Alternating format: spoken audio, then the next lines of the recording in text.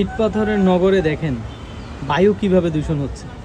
এই যে দেখা যাচ্ছে ধোঁয়া উঠতেছে কালো, এইটা হলো যে আপনার একটা রড ফ্যাক্টরি সম্ভবত, কিংবা অন্য কোনো ফ্যাক্টরি হতে পারে। এই দূষণ বায়ুটা আমাদের শহরের চারদিকে ছড়িয়ে ছিটে যাচ্ছে। আমি বেলকনিতে বসে ভিডিওটা করছি।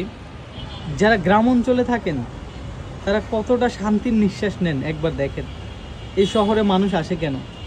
নিজের ভাগ্য পরিবর্তন করার জন্য, নিজের পরিবারের মুখে অন্ন তুলে দেওয়ার জন্য। তো আমরা যারা শহর অঞ্চলে থাকি, তো আমাদের পরিস্থিতিটা এমন একেবারে চারদিকে। এখানে যদি আমরা লক্ষ্য করি, আমি আপনাদেরকে দেখাই, এখানে চারদিকে ফ্যাক্টরি, কলকারখানা, সব জায়গার থেকে কিন্তু দূষিত বায়ু বের হচ্ছে।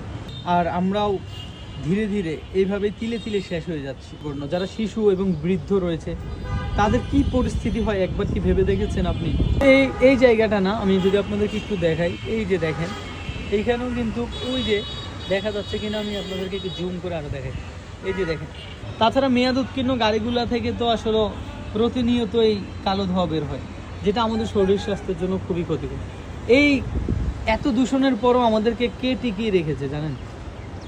মহান আল্লাহ তাআলা নাকি? তো শুকরিয়া আল্লাহ তাআলার কাছে যে এত কিছুর মধ্যেও আমাদেরকে সুস্থ রেখেছেন।